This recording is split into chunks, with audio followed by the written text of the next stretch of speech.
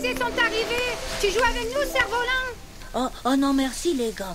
Ces jeux-là ne sont plus de mon âge.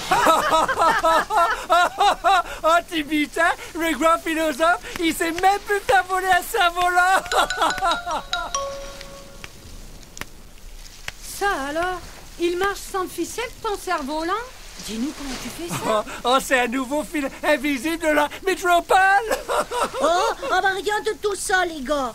Je le contrôle par la pensée. Télékinésie, ça s'appelle.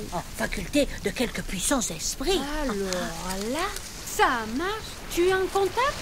Comme tu le vois. Rien qu'avec la tête, ça c'est fort. Esprit fort qui dit. Allez, viens, on va faire une partie de foot. Il est quand même pas pareil que nous, Tibitin. Hey, OVNI, tu peux descendre. Ils sont partis. Voici mon subconscient.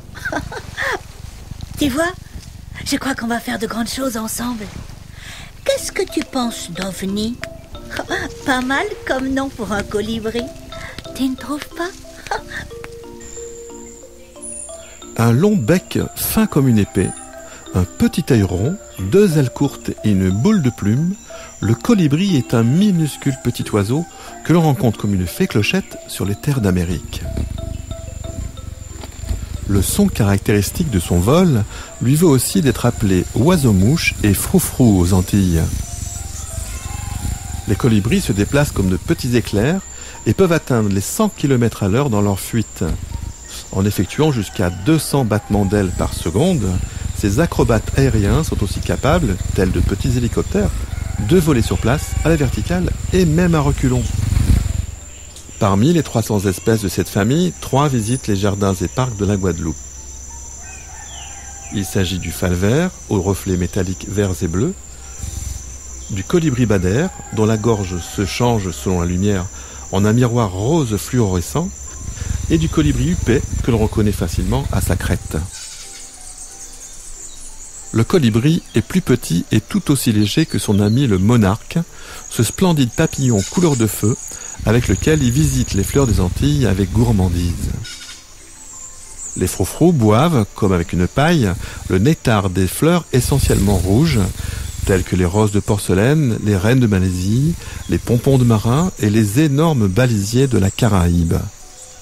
Pour satisfaire la curiosité de ses visiteurs, le parc des Mamelles a installé des distributeurs d'eau sucrée. Des restaurants à colibri, de couleur rouge évidemment, dans lesquels viennent manger à longueur de journée nos drôles d'oiseaux, sous les regards amusés des petits lézards des Antilles que l'on appelle les anolis. Alors que Monsieur boit, Madame Colibri, quant à elle, est au nid, à peine plus grand qu'un dé à coudre. Ce nid est tissé avec des fils d'araignée par Madame, qui y pond aussitôt 1 puis 2 œufs, qu'elle couvre durant une quinzaine de jours jusqu'à l'éclosion. C'est encore Maman Colibri qui assure ensuite l'alimentation et l'éducation des poussins jusqu'à leur envol, pour une courte vie de 2 ans tout au plus, comme celle de son copain le papillon.